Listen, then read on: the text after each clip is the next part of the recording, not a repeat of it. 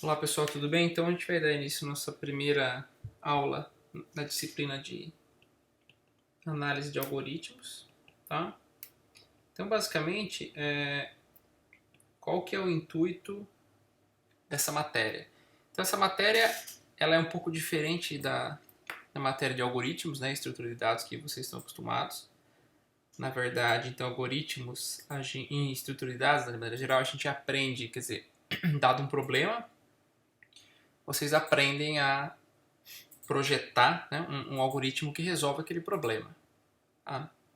Vocês não estão muito preocupados, eventualmente, com o tempo que vai tomar para rodar esse programa, etc. E tal. A disciplina de análise de algoritmos é um pouco diferente no sentido em que eu posso dar um problema para vocês. Olha, pessoal, faz um algoritmo que busca um elemento em um vetor, só que eu quero num tempo X. Tá? Esse tempo a gente chama de complexidade. Então, essa disciplina também é chamada, tá, de complexidade de algoritmos. É um outro nome para ela. Então, na prática, a gente vai aprender a fazer isso.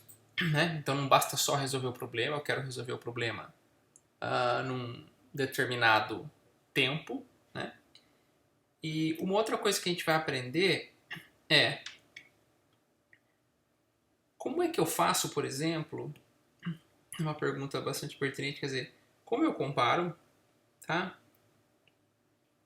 Como eu comparo o desempenho,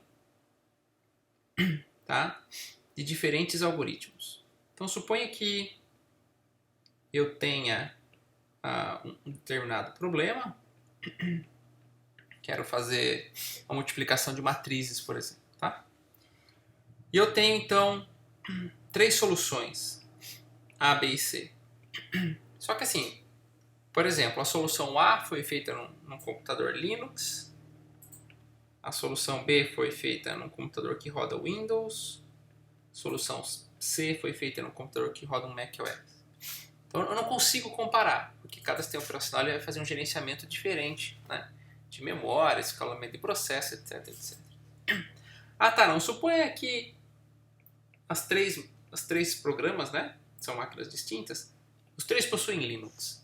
Ah, mas essa máquina aqui, ele é um Intel i3, aqui é um i5, aqui é um i7. Bom, a gente já não pode comparar novamente, porque a arquitetura é diferente.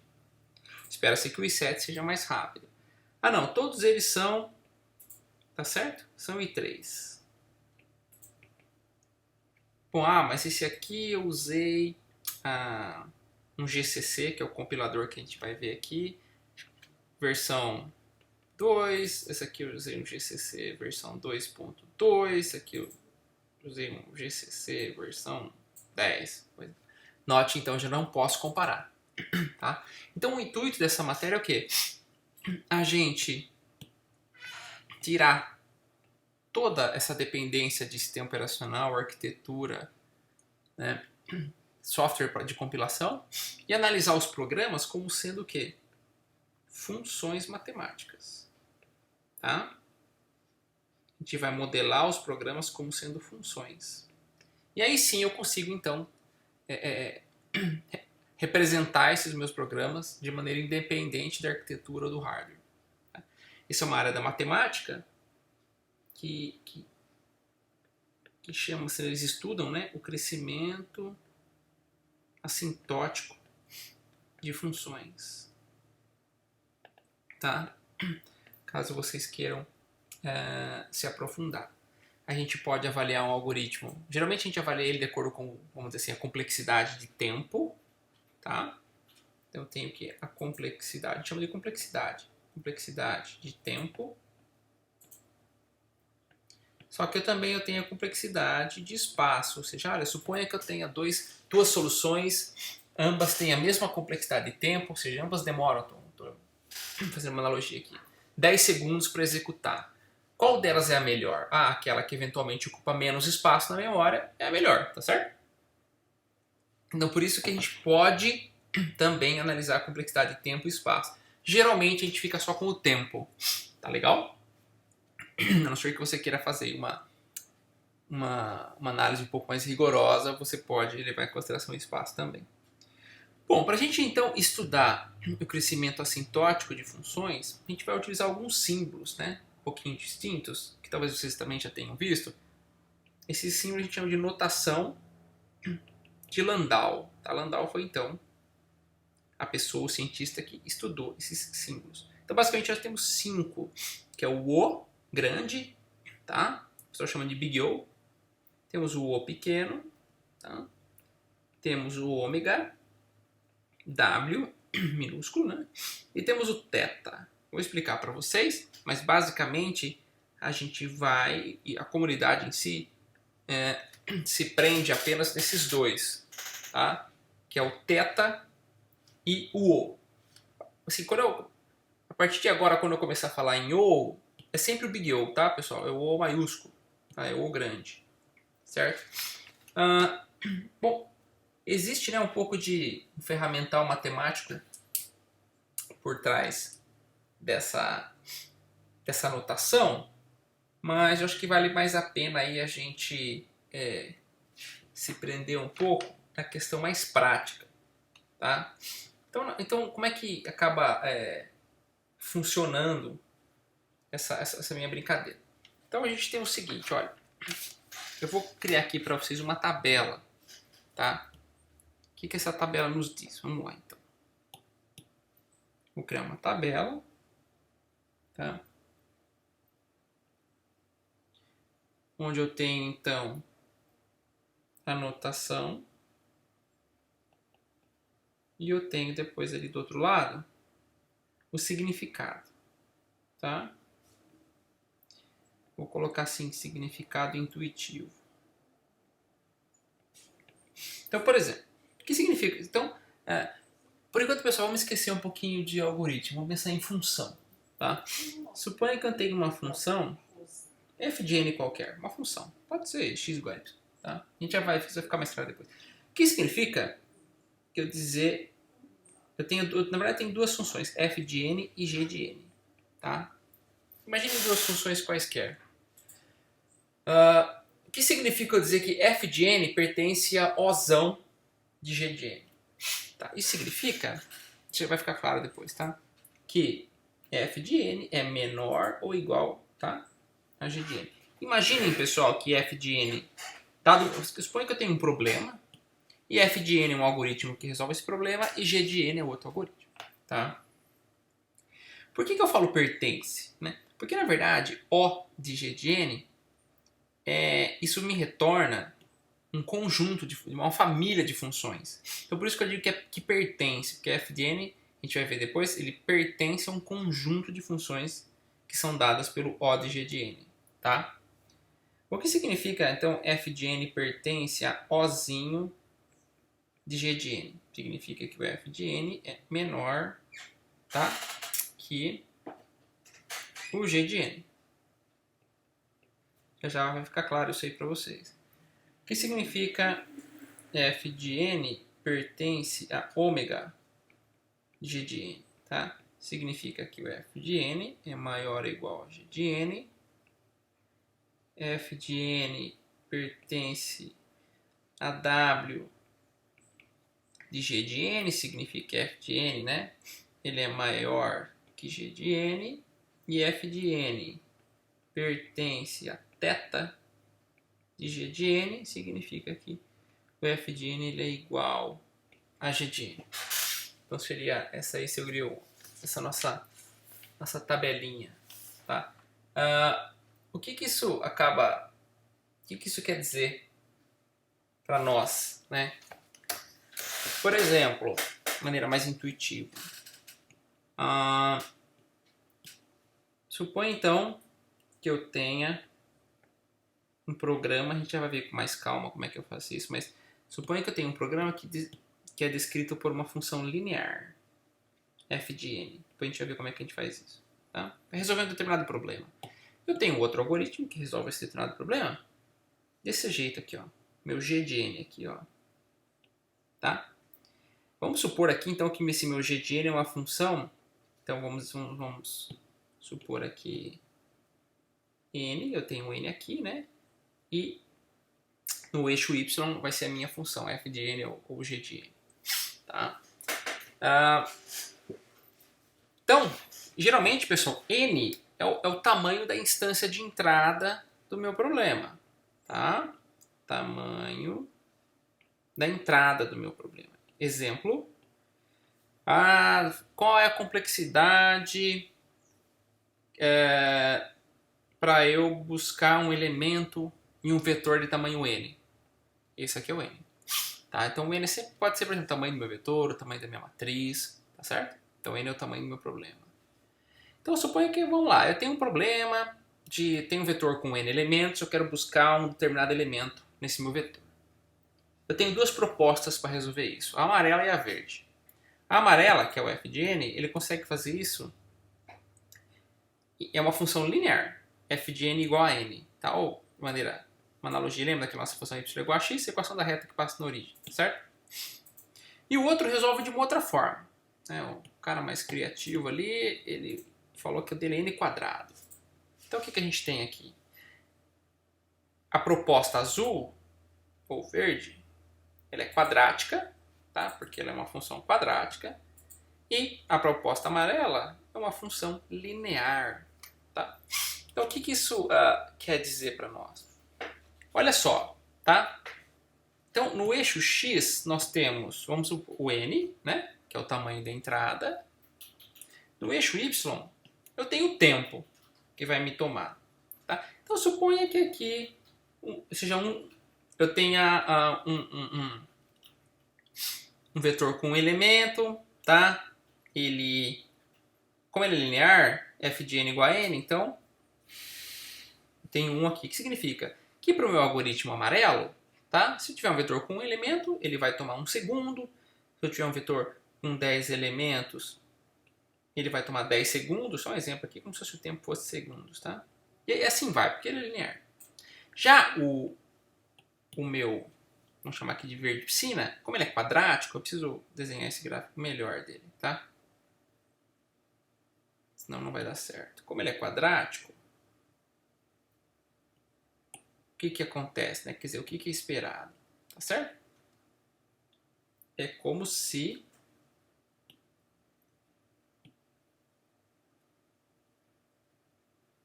ele cresce muito mais rapidamente, né? Essa palavra é importante, tá? Cresce. Então o que isso significa? Significa que, vamos lá, se n for igual a 1, n quadrado vai dar 1, ok? Agora, se n for igual a 10, n quadrado, vamos supor, olha só quanto que ele vai dar. Vai dar 100. Tá? Então o que significa? Que se eu tiver um vetor, tá? Com tamanho 10, o meu algoritmo amarelo vai tomar, quer dizer, o f de n, vai tomar 10 segundos para resolver.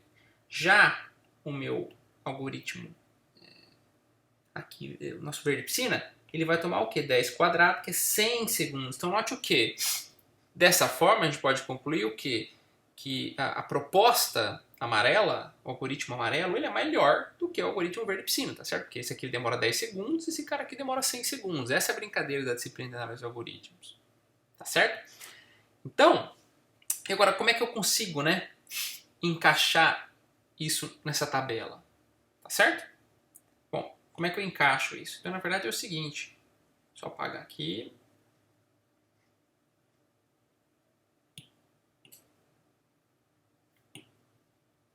O que acontece? Certo? Se eu tenho... eu só esqueci de mencionar um negocinho, pessoal. Que na análise de algoritmos, a gente sempre... vocês percebam ali, né? Na minha função f de n igual a n, tá? Para n igual a 1, o f de n é igual a 1, que era a minha função linear. A minha função quadrática g de n, que é n quadrado, para n igual a 1, g de n é igual a 1. Ah, mas elas são iguais. Não, não são iguais. Então, por isso que quando a gente vai derivar a complexidade, vai fazer análise de um algoritmo, a gente sempre a gente estima isso, a gente brinca com n's muito grandes, né? Quando o n tende ao infinito. Tá? Porque se eu ver aqui para n igual a 1, tanto f de n quanto g de n vão dar o valor de 1, como se ambos os algoritmos executassem em 1 segundo. Tá? Só que não faz sentido, né? Então aí você já percebe, quando n igual a 10, um executa em 10 segundos, tá? O outro já executa em 100, e a diferença entre eles começa a aumentar. Tá? Então, o que isso quer dizer? Pessoal, então olha só, se eu fizer uma pergunta para vocês. F de n pertence, olha só, a O de G de n. Então, f de n é aquela minha função linear, g de n é uma função quadrática. Lembrando que eu tenho que analisar com um n grande. Como é que eu respondo essa pergunta? É só olhar nessa tabela aqui e ver o significado intuitivo. O que eu estou perguntando? Estou perguntando para vocês assim, o f de n ele é menor ou igual a g de n? Tá? Se eu pensar, bom, se o n for igual a 1, o f de n é igual a g de n, então poderia se enquadrar aqui, correto? Mas como eu falei, pessoal, a gente está sempre analisando n tendendo ao infinito, valor grande de n. Tá? Para n grande, nunca o f de n vai ser igual a g de n, vocês concordam? Porque o g de n vai estar sempre maior. Tá? Então, f de n pertence a O de g de n? Não, não pertence. Eu posso falar agora, f de n pertence a Ozinho de g de n, ou seja, existe alguma situação, né, que ele vai ser sempre menor? Sim, ele vai ser sempre menor, nunca vai ser igual. Então, f de n pertence a Ozinho de g de n? Sim. Tá? Essa aqui vai ser a primeira lista de exercícios de vocês. Responder essas perguntas. Tá? Olha aqui, ó. Então, por exemplo, vamos ver uma outra analogia aqui, ó. O que significa, então, dizer que f de n pertence a g de n? F de n pertence a W de g de n? O que isso quer dizer? F de n é sempre maior que G de n? Não, é falso. Mas se eu fizer a pergunta ao contrário, G de n pertence a W de F de n? Opa, sim. Por que sim? Porque é uma função quadrática, tá? O que significa perguntar isso? G de n vai ser sempre maior que F de n? Sim, né? Porque uma função quadrática vai sempre crescer mais rápido do que uma função linear. Isso é importante, tá? Crescer mais rapidamente. Quando uma função cresce mais rapidamente, significa que no algoritmo que ele toma mais tempo, tá? Nós estamos procurando funções que crescem menos rapidamente, tá? Ou que decrescem mais rapidamente, tá? Alguns exemplos de funções, tá, pessoal? Exemplos de funções. Então nós temos aqui, ó, como eu mostrei para vocês, essa é a função linear, para vocês irem se acostumando, tá? Eu tenho aqui uma função quadrática, tá? Eu tenho uma função aqui que ela cresce bem mais rápido do que todas, né? Esse cara aqui é uma função exponencial. Por exemplo, olha só, suponha que essa função aqui, ó, faz ela ser 2 elevado a n para vocês verem quão rápido ela cresce, tá? Esse cara aqui, ó, n quadrado. Esse cara aí. Então imagina o seguinte, que eu tenho 3 propostas para resolver um problema. Uma é exponencial, uma é quadrática e outra é linear. Qual que vai demorar mais? Qual que é o pior algoritmo? Né? O pior algoritmo é o exponencial, tá? Vocês vão ver que quando a gente vai projetar um algoritmo, a gente tenta sempre fazer com que ele não seja exponencial, a complexidade dele. Que isso é muito ruim, vocês podem ver, tá? E na prática, né, a melhor complexidade de todas é quando o algoritmo é o quê?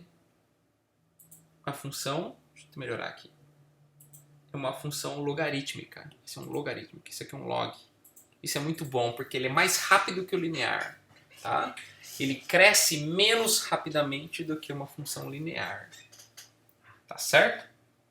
E quando a gente diz, olha, eu tenho um algoritmo linear para resolver esse problema, o que isso quer dizer? Então, que a complexidade dele é linear. A gente vai ver como é que a gente vai mostrar para vocês, né, nas próximas aulas, como é que eu calculo a complexidade de um algoritmo. Então, mas por enquanto eu gostaria só que vocês focassem um pouco, então, que o intuito da disciplina é modelar